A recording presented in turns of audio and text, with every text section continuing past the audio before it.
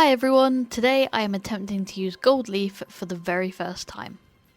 I got this gold leaf off of Shein and I'm sure it's not the best quality, but it was cheap enough for me to try and give this a go.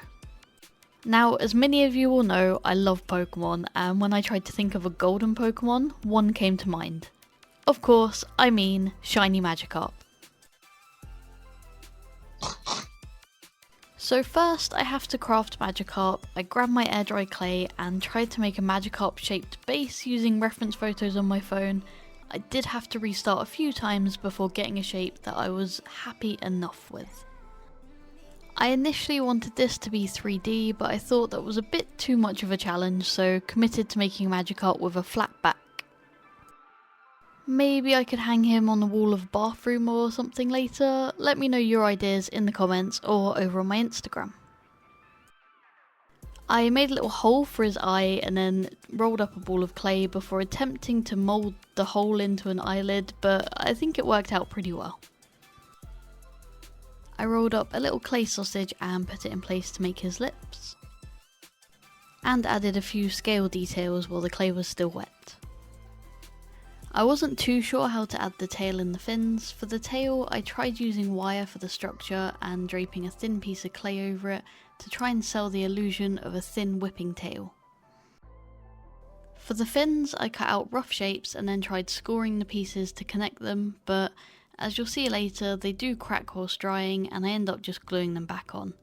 I definitely have a lot to learn when it comes to clay sculpting. I added a few clay sausages and score marks to shape the body fin and tail fin better, and then moved on to his face. I used wire for his face tendrils. I'm not exactly sure of the proper name for these. I twisted the wire to make it a bit more rigid and then wrapped it in clay before poking it in the right place. I then used a little bit of clay to smooth around the transition. Overall, I'm pretty happy with how Magikarp looks at this stage, so I leave him to completely dry.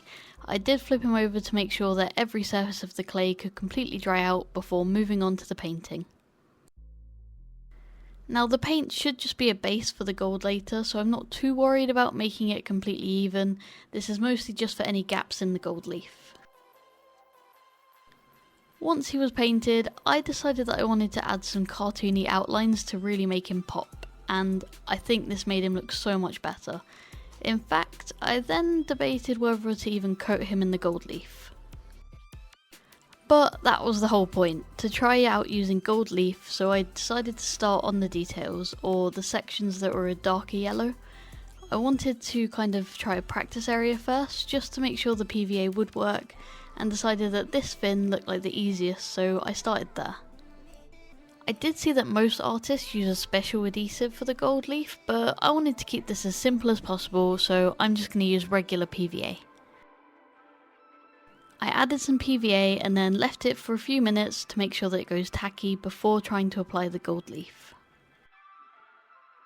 This is my first time ever trying gold leaf, and I wanted to show a genuine first experience for any of you that are considering trying it out. If you have some more experience, feel free to leave any tips or tricks in the comments below. I'd especially be interested to know if the gold leaf glue actually makes a difference compared to regular PVA.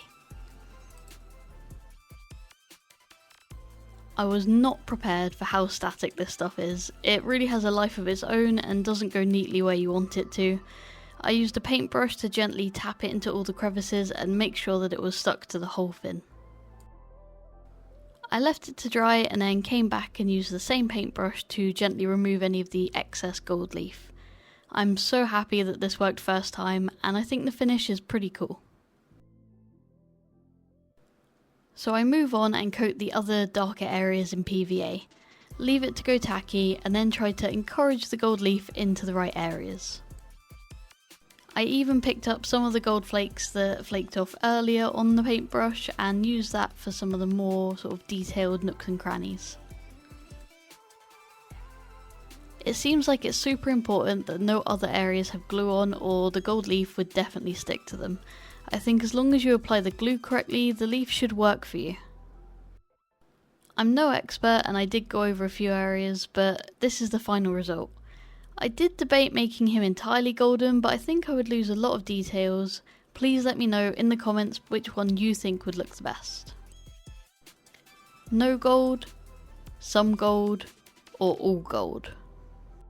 If enough of you want to see it, I'll cover the rest of him in gold leaf and post the results.